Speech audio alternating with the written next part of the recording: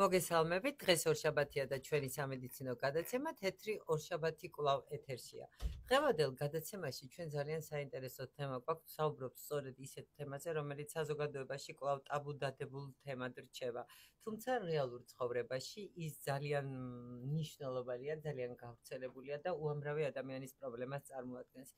ეს პრობლემა გახლავთ ერექციული დისფუნქცია, რომელიც 21 საუკუნეში ერთ-ერთ ძალიან გავრცელებულ პრობლემად გადაიქცა. რომელიც უამრავ მამაკაცს აწუხებს და მნიშვნელოვნად ზემოქმედებს მათ როგორც ფიზიკურ ჯანმრთელობაზე, ისე ემოციურ მდგომარეობაზე და სოციალურ მდგომარეობაზე. ჯანსაღი ინტიმური ცხოვრება მჭიდროდ უკავშირდება ადამიანის თვითშებასებას, ემოციურ სტაბილურობას და ზოგადად კეთილდღეობას. შესაბამისად, როდესაც ამ სფეროში პრობლემა ჩნდება, მას ყოველთვის თან ახლავს ხოლმე სხვადასხვა სახის, ასე ვთქვათ, ემოციური ლაბილობა, სტრესი, პარტნიორთან ემოციური დისტანცია, გაუცხოება. სწორედ ამიტომ განსაკუთრებული მნიშვნელობა ენიჭება სწორედ შერჩეულ ექიმს, რომელიც მას მიაწვდის სათანადო ინფორმაციას, დროულ რეაგირებას მოახდენს და გაუწევს მას გარკვეულ დახმარებას. შესაბამისად, როგორ დავძლიოთ ეს პრობლემა, ჩვენ დღეს ამ პრობლემაზე სასაუბროთ. მოწვეული გვყავს პროფესორი, ექიმი, სექსოლოგი, მედიცინის აკადემიური დოქტორი ბატონი ზურაბ მარშანი. ბატონო ზურაბ, მოგესალმებით და მინდა გითხრათ, რომ ამდენი წლის განმავლობაში, რაც ჩვენი გადაცემა არსებობს, მსგავს ტაბუ დადებულ თემებზე ძალიან იშვიათად ვსაუბრობთ ხოლმე, სიმართლე რომ გითხრათ, ძირითადად ჩვენი საუბრის თემა შეეხება ონკოლოგიას, თერაპიის სხვადასხვა დარგებს, თუმცა ყოლია ექიმები, რომლებიც ფსიქოთერაპევტები, ფსიქოლოგები, ფსიქიატრები, რომელთა გადაცემა ძალიან პოპულარობით სარგებლობდა. მე მგონია, რომ ჩვენი დღევანდელი საუბარიც არ იქნება ნაკლებად პოპულარული და მინდა, რომ საინტერესო ასე ვთქვათ. და მინდა მადლობა გადაგიხადოთ ჩვენთან მობრძანებისთვის. დიდი მადლობა პირიქით მოწვევისათვის. ბატონო, ეს ყველასთვის ცნობილი ამბავია, რომ ამ თემაზე სასაუბროთ ადამიანები იშვიათად მიმართავენ ექიმს. ძალიან ხშირად ეს თემა რჩება თემად, რომელიც შიგნი ოჯახში პრობლემა გადაუჭრელ პრობლემად მუსირებს და რომ შეიძლება ამის მოგვარება, ეს თემა არც კი განიხილება. რა ყოველი მეორე ადამიანს 20-დან 70 წლამდე გარკვეულად აწუხებს ეს პრობლემა და მართალია ეს სტატისტიკა, რაზედაც ჩვენ ხელი მიგვიწვდა? ნამდვილად ასეა. უპირველეს ყოვლისა დებავიბოძეთ კიდევ ერთხელ მადლობა მოგიწვნათ ხალბატონო ნინო და მივესალმებით ჩვენს მაყურებელს, მსმენელს. გეთანხმებით, რა თქმა უნდა, პრობლემა არის ისეთი, რომელიც აწუხებს აი მაგ რაოდენობის ადამიანებს. ეს დადასტურებულია სხვათა შორის უკვე ძალიან ცნობილი კვლევებით, ეპიდემიოლოგიური კვლევებით, მასაჩუსეტსის კვლევა ქვია მაგას, რომელიც 10,000-ობით ადამიანზე არის ჩატარებული რესპონდენტზე გამოკითხვით და პრინციპში 20-დან 50 წლის მამაკაცების 52% უჩივის ერექციის დარღვევას. ანუ აქვთ ერექციული დისფუნქცია. ასე რომ ეს აბსოლუტურად შეესაბამება სიმართლეს. ძალიან ხშირია. იცით, საერთოდ ზოგადად ეს ტერმინი, როგორც ყველა სხვა სამედიცინო ტერმინი, რამოდენიმე ვარიანტს მოიცავს, ხო, ასე ვთქვათ. რას ნიშნავს ზოგადად ერექციული დისფუნქცია და როგორ უნდა შეაფასოს ადამიანმა ეს პრობლემა? ჯერ მაინც ცოტა ტერმინსაც განმარტავ. წინა წლებში, წინა საუკუნეში, უფრო სწორედ, გასულ საუკუნეში, ხშირად ერექციულ დისფუნქციას ეძახდნენ იმპოტენციას. დღესაც ზოგიერთი ამ ტერმინს ხმარობს, რაც სწორი არ არის ეს მოძებნებული. ისე ცოტა ადამიანი. ეს არის ერექციის დარღვევა, ანუ ერექციული დისფუნქცია.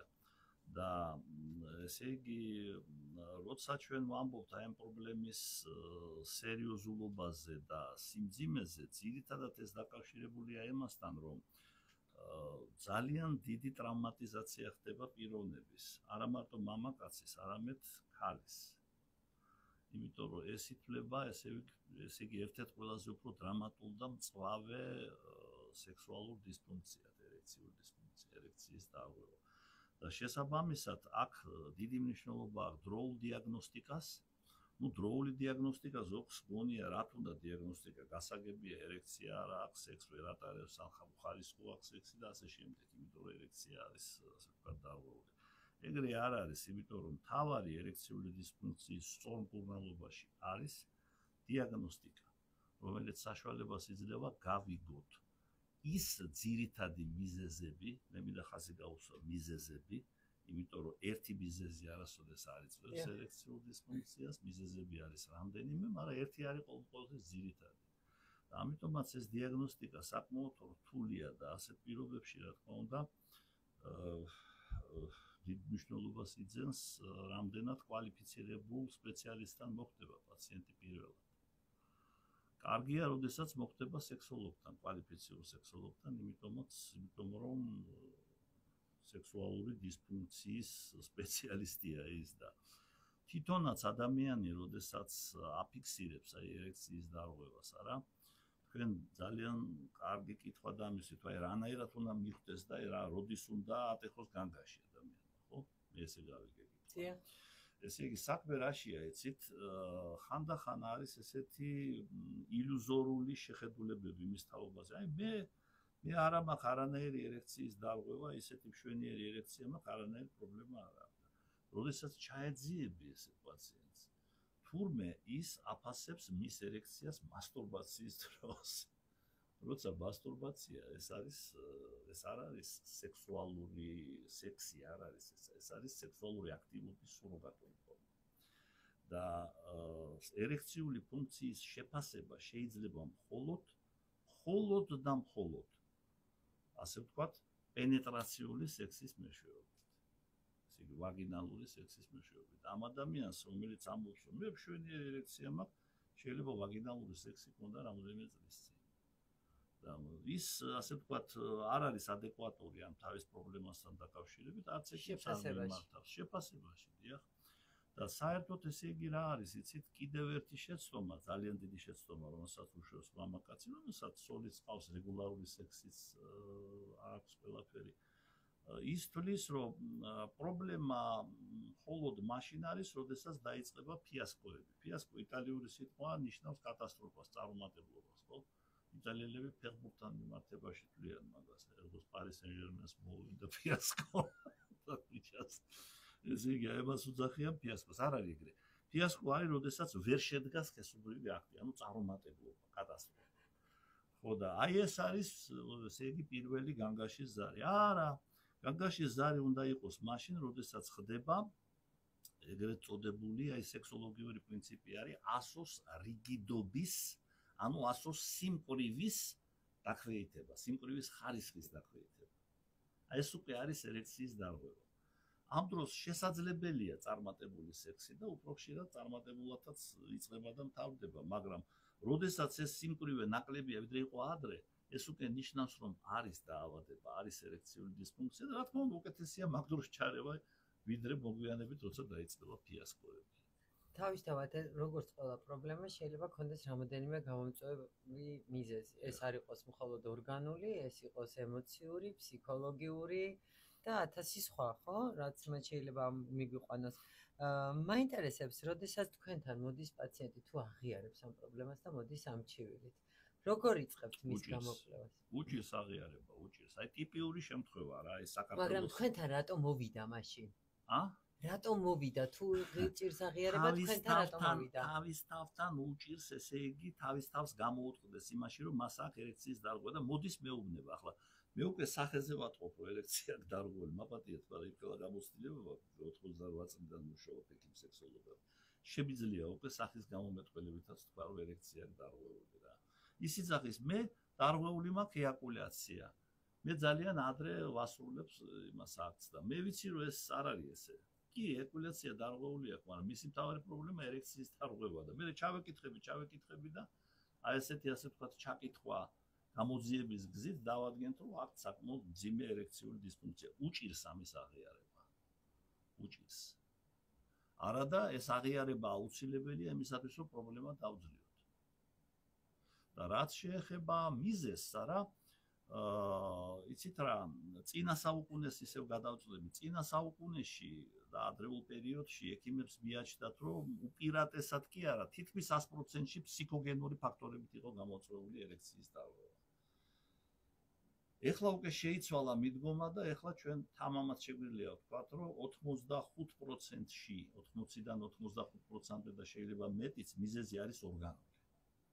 ეს შეიძლება იყოს მეტაბოლური დარღვევები, ნეიროგენული დარღვევები, სიზარღვოვანი ვასკულოგენური დარღვევები შეიძლება იყოს. კიდევ ბევრი სხვა მიზეზებიც არსებობს. თუნდაც მცირემენჯის ღრუზე, რადიკალური პროსტატექტომიის მერე ჩატარებული ეს შეიცვალა მიზეზების ჩამონათვალი თუ უბრალოდ დიაგნოსტირება გახდა მასალა სამეცნიერო კვლევამ მოგცა საშუალება დაგვედგინა ესა. უამრავი კვლევა ჩატარდა და ამან ანუ ადრე ყველაფერს ამას ფსიქოგენურს მიაწერდნენ. ფსიქოგენურს მიაწერდნენ და აი ზიგმუნდ ფროიდი, დიდი ფსიქიატრი, გენიალური და ფსიქოლოგიის ფუძემდებელი, ფსიქოანალიზით მკურნალობდა ერექციულ დისფუნქციას. რა შედეგი ექნებოდა ვიცით ჩვენ. ეს ცნობილია ლიტერატურიდანაც, ცუდი ძალიან.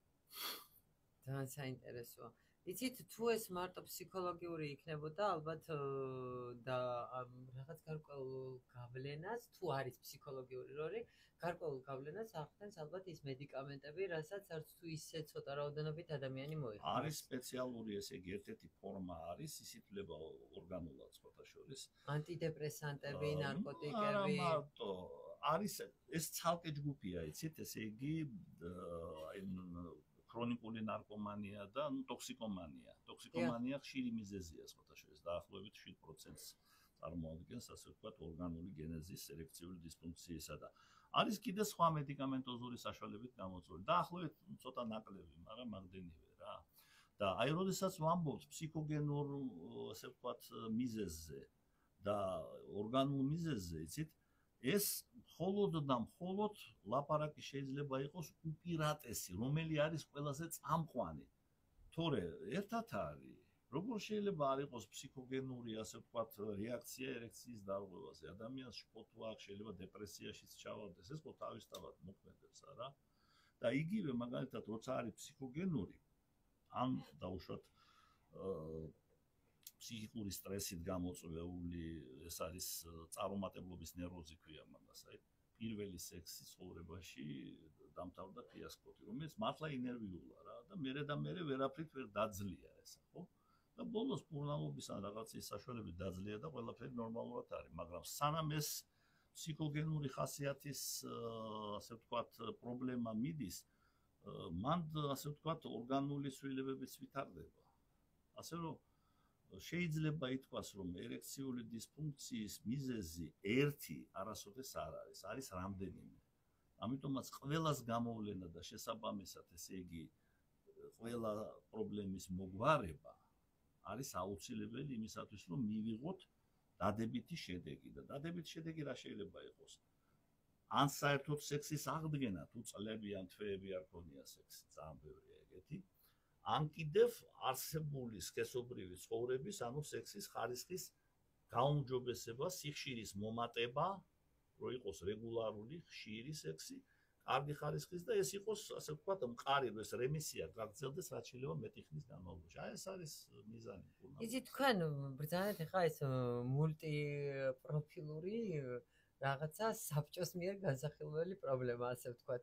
თქვენ მარტო უმკლავდებით ამ პრობლემას თუ ხავთ თქვენი გუნდის წევრები, დაუშვათ თერაპევტი, ალბათ რამოდენიმე და გჭირდებათ ამ ექიმების ისეთი დროული და აუცილებელია. დიდი გუნდი მყავს ძალიან, შეიძლება ითქვას, რომ ვერ გამოვყოფ რომელი არის ძირითადი.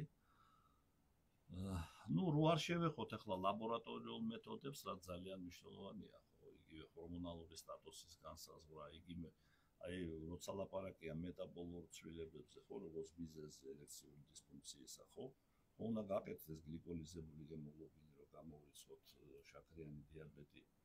უნდა გაკეთდეს მაგალითად ინსულინის ალბათ ენდოკრინული და პათოლოგიები ერთ-ერთი წამყვანია და ესე იგი ეს ლაბორატორიას თუ თავი დავანებოდა სხვა მაგალითად იგივე, ნუ ულტრასონოგრაფიას და ასე შემდეგ, არა? რაც ესეც აუცილებელია.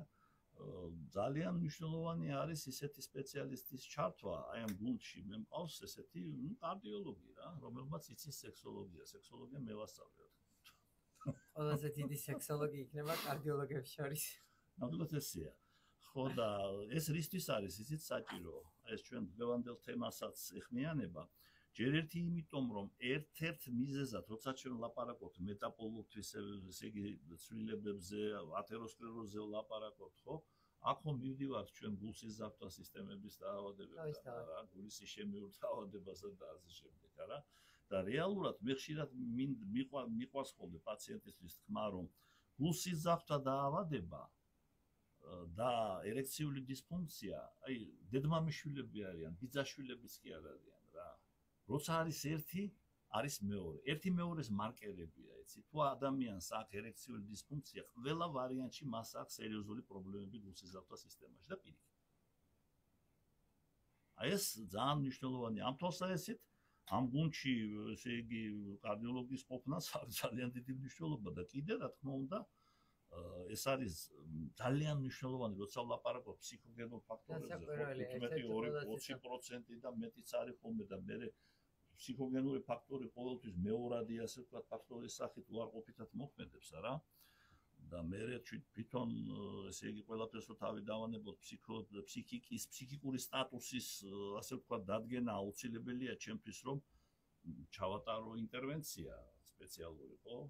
სექსოლოგიაში თავისი ფსიქოთერაპიული მეთოდებია ეცე.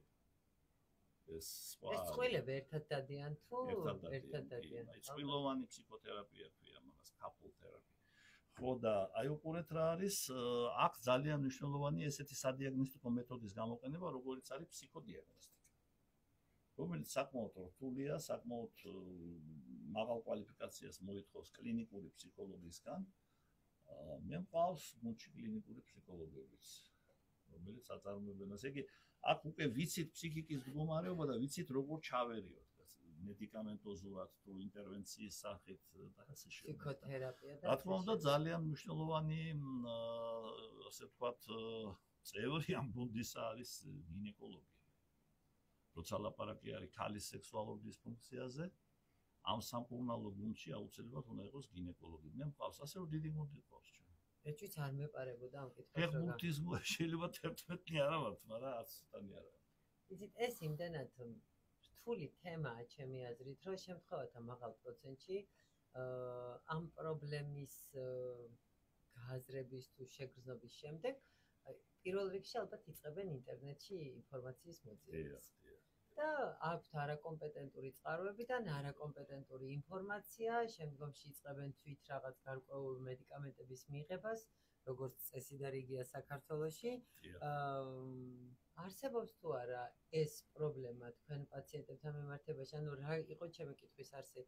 აი ადამიანი, რომელიც თავით მკურნალობას ეწევა, შემდგომში თქვენთან ვიზიტის დროს მას დრო აქვს დაკარგული, უფრო რთული ასეთი პაციენტების მკურნალობა თუ როგორ არის? უამრავი მეთოდია, უამრავი, ასე ვთქვათ, შემთხვევა არის ესეთი და ეს ძალიან სამწუხაროა ჩემთვისაც და პაციენტისთვისაც, რა თქმა უნდა. ადრე იყო რა, ეს ინფორმაცია არაკვალიფიცირებული არა და მავნე ინფორმაცია ქუჩიდან ვრცელდებოდა. ქუჩა ეხლა ჩაანაცვლა ინტერნეტმა. ხო და ეხლა კიდე ძალიან პოპულარული გახდა ხელოვნური ინტელექტი. აი მე ხელოვნურ ინტელექტს შევეკითხე და იმან სხვა მკურნალობა მითხრა. იცი რას გეტყვი მეთქი? თუ ხელოვნური ინტელექტით მკურნალობ, მე ვთხარი, ექიმთან არ უნდა მოხვიდე. იმკურნალებ მაგით. მაინც ურეცეპტად აძლევენ ჩვენ დაბადებას. ხა დიეტასაც ეს ხელოვნური. ხო. ასე რომ ეს მძიმე პრობლემა და რაც შეეხება სხვადასხვა, ესე იგი, რა შვებიან, იცი, მე წინააღმდეგი არა ვარ ინტერნეტში შევიდეს და ეკეცებოს ინფორმაცია, მაგრამ თუ ენები იცის არა, ქართულად არაფერი არ არის.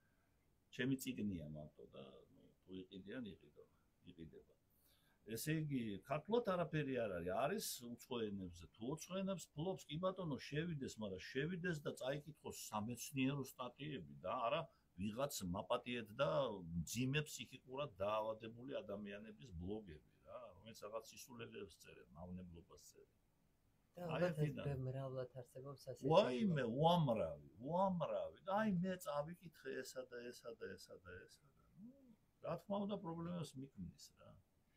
აი მოვიდა პაციენტი თქვენმა მულტიდისციპლინარულმა საბჭომ განიხილა მისი მდგომარეობა ჯგუფმა განიხილა მისი პრობლემა და შეჯერდით რომ ეს არის დაუშვათ უპირატესად ორგანული პრობლემა.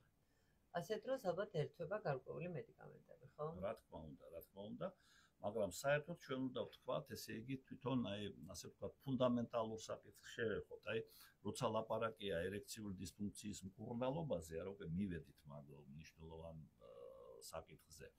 უნდა ვიცოდეთ და გავიჯდოთ ერთმანეთისაგან ძალიან გავს საბრძოლო მოქმედებებს სხვათა შორის. საბრძოლო, განსაკუთრებით პოზიციურ, ასე ვთქვათ, საბრძოლო მოქმედებებს, პოზიციურ ომს გავს. არის ესე ვთქვათ, პირველი ხაზის თერაპია, ანუ ყველაზე წინა ხაზი რა, რომელიც პირველი იღებს დარტყმას. დარტყმა ვინ არის ხო? ჩვენი მტერი არის ერექციული დისფუნქცია. პირველი ხაზის თერაპია, ეს არის მედიკამენტოზური ფსიქოთერაპიული ინტერვენცია და შემდეგ კონსერვატიული თერაპია. თუ ის უშედეგო იქნება, სამწუხაროდ ხდება, ვაღიარებ რომ მეც მქონია შემთხვევები და პატიოსნად ვეუბნები ამის შესახებ, მაგრამ ეს არ არის განაჩენი, ეს არის ტრაგედია, იმიტომ რომ თუ პირველი ხაზი გაარღვია მოწინააღმდეგემ, ხო არის მეორე ხაზის დაცვა, თავდაცვა, ეს არის მეორე ხაზის თერაპია. ეს არის ინიექციური თერაპია, სადაც გამოიყენება ვაზოაქტიური ნივთიერებები და თუ იმანაც შედეგი არ მოგვცა, მესამე ხაზის თერაპია, ეს არის ფალო ენდოპროტეზირება, ანუ ქირურგიული მკურნალობა. მხოლოდ ფალო ენდოპროტეზირება, აი თანამედროვე პროტოკოლებში ხაზგასმულია ესა და ეს მართლა ეფექტური მეთოდია. პროტეზის ჩანერგვა ხდება და ეს რო იტყვიან, თუ რა თქმა უნდა არ მოხდა პროტეზის, ასე ვთქვათ, მიუღებლობა ორგანიზმის მიერ, ესე იგი რაღაცა კონფლიქტი, ესე იგი იმუნოლოგიური და თუ არ გართულდა რაღაც სეპტიური გართულება თუ არ იქნა, მუშაობს შვედიურად გადასარევად. შეიძლება ითქვას, ჩვენ შეგვიძლია ვთქვათ, რომ ამ სამი ხაზის თერაპია ერთად იძლევა საშუალებას, რომ ჩვენ განვაცხადოთ, რომ 100%-ს უახლოვდება ერექციული დისფუნქციის მკურნალობა. თავარია მიმართო ექიმს. სპეციალისტს. მე არ მინდა ხა სხვა სპეციალობების ექიმებს გული დავწყვიტო. კი ბატონო, არა მგონია გადაირიოს სხვა თარგის ექიმები. მიიღონ ის ექიმები, რომელიც აი მარტივი შემთხვევა მიიღოს, მაგრამ ახლა რთულ შემთხვევას ხელს მოკიდებს რა და ისე სამართლიანობა მოითხოვს დღესაც ჩემი კოლეგების მიერ. აი რამდენიმე პაციენტი მოვიდა, დღეს ჩემთან მოვიდა პაციენტების საკმაო რაოდენობა და აქედან თითქმის ესე იგი 1/3 კოლეგების გამოგზავნილი. ესე იგი მან მოუყვა ამ პრობლემის შესახებ ვერ გაუკლავდა, ან პირდაპირ აგზავნიან, ყველაზე კარგი ექიმი პირდაპირ აგზავნის. ლაპარაკია მაგრამ ეს ხო უნდა მომიჯნავე სპეციალისტებზე, მომიჯნავე სპეციალობაზე თქვენ კარგად იცით, ვინ ამ პოსტებში. მივხვდი. ჟანდა ბატონზურა კითხოთ იცით, აი თქვენ პირველი ხაზის თერაპიაში რას მოიაზრებთ, რაზეა ლაპარაკი? იცით რა, როცა თერაპიას და მედიცინას ვლაპარაკობთ, ყველაფერში ეს სპორტთან მიყვარს ანალოგია, ხო? იგივე ფეხბურთის გუნდი იქნება თუ კალათბურთის გუნდი თუ რაღაცა. რა არის მთავარი? მთავარი არის რომ ლიდერი იყოს, ხო? რომელსაც მხარს აუბამს დანარჩენი კოლექტივი. ლიდერთა შორის. როცა ლაპარაკი არის პირველი ხაზის თერაპიაზე, ზოგს გონია რომ რაღაც ერთი პრეპარატი არა, ბატონო. მონოთერაპია ბუნებაში არ არსებობს, ყოველ შემთხვევაში სექსოლოგიაში. ეს არ არის სწორი. სექსოლოგიაში მკურნალობა პირველი ხაზის თერაპია ყოველთვის არის კომპლექსური, ეტაპობრივი, მაგრამ აქ რა თქმა უნდა არის ლიდერი რა, რომელმაც უნდა დააგვირგვინოს ეს მომზადება, აი როგორც ომის დროს, ესე იგი артиლერია მუშაობს, ასე ვთქვათ, ყრიაფრქვევები მუშაობს და ასე შემდეგ და ბოლოს გამანადგურებელი დარტყმა უნდა აწარმოოს ან ავიაციამ და ამ სარაკეტო იარაღმა. საჭირდება კარგი სარდალი. სარდალი რა თქმა უნდა. ხო და აი ეს ასე ვთქვათ, სარაკეტო და ყველაზე მძლავრი იარაღი ეს არის ეგრეთ წოდებული ფოსფოდიესტერაზა 5-ის ინჰიბიტორები და ფოსფოდიესტერაზა 5-ის ინჰიბიტორებში პირველი ეს არის სილდენაფილი. აი სხვათა შორის ყოველთვის იძახოდნენ ხოლმე, აი რომის იმპერია როცა იყო, დემოკრატია აღარ იყო. მანამდე რომი 300 წელი დემოკრატიაში ცხოვრობდა და მერე გახდა იმპერია, ანუ ერთპიროვნული მმართველობა იმპერატორისა. მაგრამ მაინც დარჩა ეს ატრიბუტები დემოკრატიისა და იმპერატორი, ანუ პრინცეპს უძახოდნენ. ის თავის თავს უძახოდა, სენატის წევრი იყო, სენატის, პარლამენტის და ის თავს უძახოდა, ეუბნებოდა სენატის სხვა წევრებს, რომ მე ვარ როგორც თქვენ, ოღონდ მე ვარ პირველი თანაბართა შორის. მაგრამ ეს იყო იმპერატორი. აი ამ როლს ასრულებს, ესე იგი, სილდენაფილი. რა არის სილდენაფილ ციტრატი? სილდენაფილ ციტრატი არის პრეპარატი, რომელიც სრულიად შემთხვევით აღმოჩნდა, ასე ვთქვათ, ერექციული დისფუნქციის მკურნალობის ძირითად საშუალებად პირველი ხაზის თერაპიისა. ამას უელსის ფენომენი ქვია, სხვათა შორის. უელსის, ესე იგი, ინგლისის პროვინცია უელსში მიდიოდა კვლევა. სილდენაფილი იყო განკუთვნილი როგორც პრეპარატი, არა, არტერიული ჰიპერტენზიის სამკურნალოდ, იმიტომ რომ მკვლევარებმა შეამჩნიეს, რომ ძალიან ეფექტურად ამცირებდა სისხლის მიმოქცევის მცირე წრეში ჰიპერტენზიას სილდენაფილი. ჩვენ გვანიშნება, რომ ძალიან ცოტა დრო დაგვრჩა. ხო და შესაბამისად რა მინდა ახლა ვთქვა რა, სილდენაფილი ეს არის ნობელის პრემიის ლაურეატი. 1998 წელს სამმა ამერიკელმა მეცნიერმა სილდენაფილის კლინიკურ პრაქტიკაში გამოყენებისა და მისი მოქმედების მექანიზმის, ასე ვთქვათ, პრინციპების შემუშავებისთვის მიიღოს ნობელის პრემია, თვითონ 950,000 ევრო. ესენი იყვნენ, ესე იგი, ჯონ ფრეჯგოტი, ლუის სიგნარო და ფარიდ მივრიდი. ეს სამი ადამიანი. აი ეს სამალი, ეს სილდენაფილი, რამდენად ეფექტურად მუშაობს და რამდენად ხანგრძლივია მისი ეფექტი?